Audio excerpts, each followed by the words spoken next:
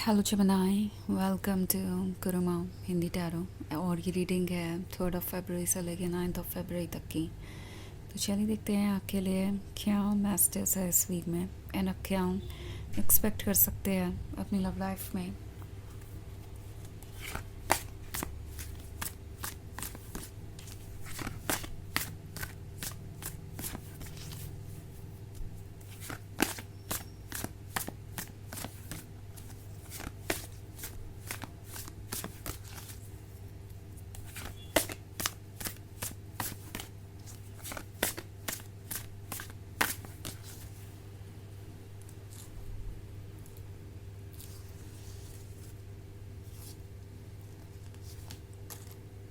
9 of Earth, 10 of Water, 10 of Fire, Ace of Water, 7 of Fire and strength. Okay, तो हमारे पास है 10 of Fire। 10 of Fire है तो ऐसा लगता है जैसे कि आप ऐसा फील कर रहे हैं कि कोई इस रिलेशनशिप को बस एंजॉय करने में बिजी है, ये नहीं देख रहा कि आप कितना एफर्ट कर रहे हैं।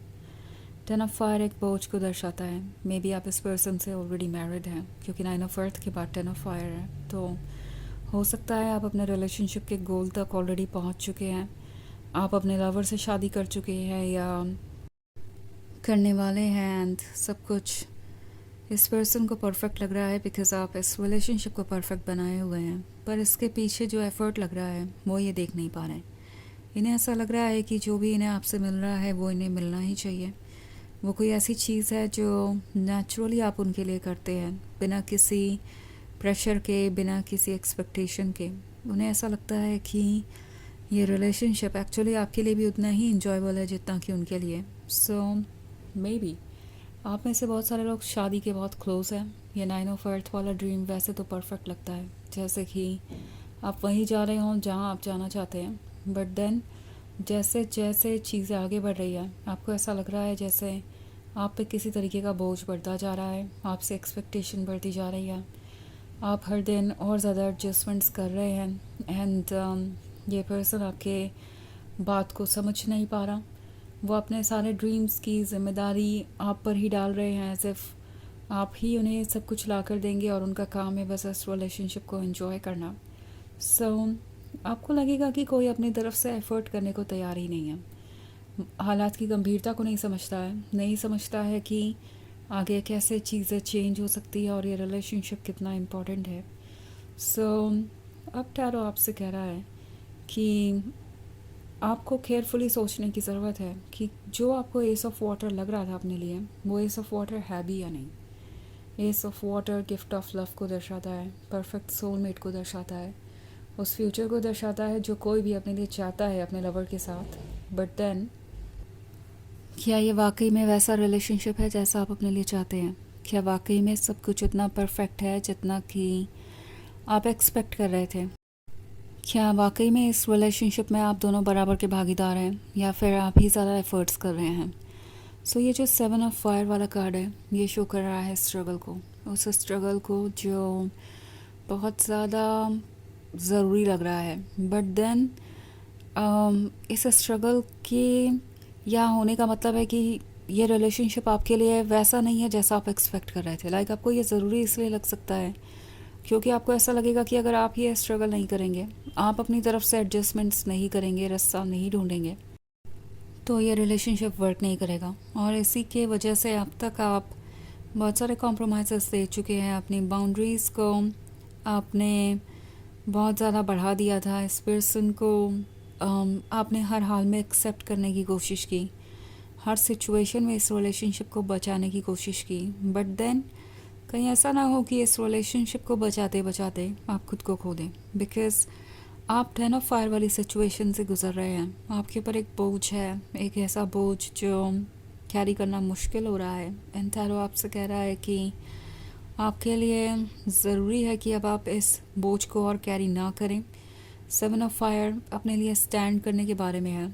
अब अगर आपको स्ट्रगल करना ही है तो अपने लिए कीजिए, अपने लिए स्टैंड कीजिए, अपने लिए स्पेस ढूंढिए, बिकॉज़ ये पर्सन एक तरीके से टेकर बन गया है और आप गिवर। एंड आप बस इन्हें ऑफ़र करते जा रहे हैं सब कुछ, पर ये आपके लव को रेसिप्रोकेट नहीं कर रहे हैं।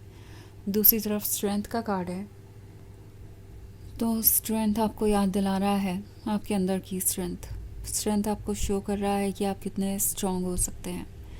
स्ट्रेंथ आपको शो कर रहा है कि आप खुद को कितना प्रोटेक्ट कर सकते हैं, और ये स्ट्रेंथ आपके सोल से ही आ रही है। यूनिवर्स आपको हर तरीके से सपोर्ट करेगा।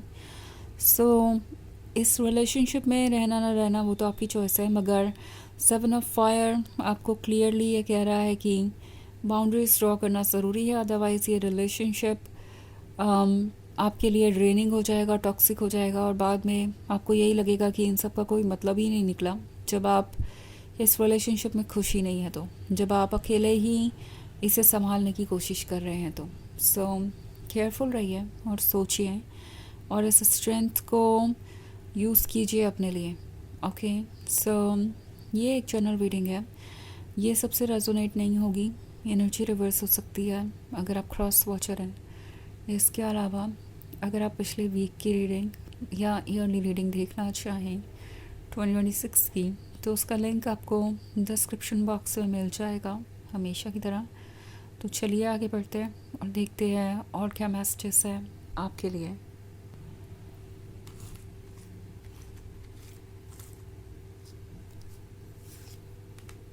Messages for Gemini, 2 of Earth, 5 of Air, 2 of Fire, Knight of Fire and 3 of Water. Okay. So हमारे पास है 2 of Earth. 2 of Earth आपके लिए confusion create करेगा, वो confusion जो आपको एक्चुअली गाइड करेगा। इट्स लाइक ये वक्त हो सकता है बहुत ज़्यादा कॉम्प्लिकेटेड, आपको समझ नहीं आएगा कि अभी आपको क्या करना चाहिए, और अगर ऐसा है तो कुछ वेट कीजिए। एंड मोस्ट इम्पॉर्टेंटली, अगर आपको डिसीजन लेने में प्रॉब्लम्स हो रही है, तो 5 ऑफ एयर आपसे कह रहा है कि पास्ट को देखिए। पास्ट में क्या हुआ, किस तरीके से चीज़ें अनफोल्ड हुई और किस तरीके से आपको ट्रीट किया गया, क्योंकि ये आपको बिल्कुल सही आइडिया देगा इस चीज़ का कि आगे क्या होने वाला है। बिकॉज ये पर्सन चेंजेस लाने में इंटरेस्टेड नहीं लग रहा, क्योंकि यहाँ नाइट ऑफ फायर है। तो क्लियरली ये शो कर रहा है एक ऐसे पर्सन को जो काफ़ी ज़्यादा रिस्पॉन्सिबल है, केयरलेस है, और नहीं जानता कि वो क्या कर रहे हैं, आपको किस हद तक हर्ट कर रहे हैं। एंड मोस्ट इम्पॉर्टेंटली इन्हें फ़र्क भी नहीं पड़ता कि ये आपको कैसा फील करवा रहे हैं। सो इनका बिहेवियर फ्लर्टेशियस हो सकता है, वो आपको एक ऑप्शन की तरह ट्रीट कर सकते हैं। और 2 ऑफ फायर आपको एक विज़न दिखा रहा है।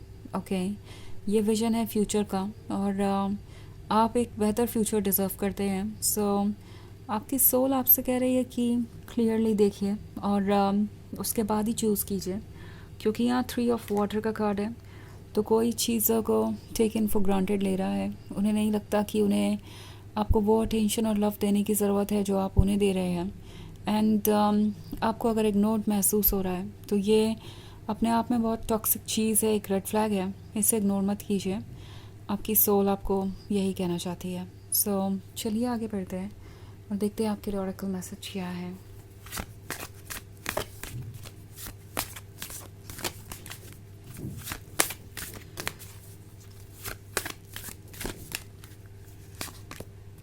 गैदरर।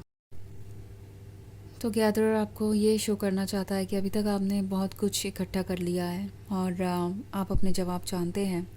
पास्ट के एक्सपीरियंसेस, प्रेजेंट के एक्सपीरियंसेस आपको बता रहे हैं कि आपके लिए क्या अच्छा है क्या नहीं। सो अगर आप श्योर नहीं हैं तो कुछ टाइम लीजिए, और भी सारी चीज़ें आपके सामने आएगी, एंड उसके बाद आपका डिसीजन लेना आसान हो जाएगा। गैदरर ऑफ कोर्स अपने आप को प्रोटेक्ट कर सकता है, और उसके पास वो सब कुछ है जो ज़रूरी है। तो ये है रीडिंग इस वीक की। आई होप आपको अच्छी लगी होगी। Thanks for watching. Till next video, bye.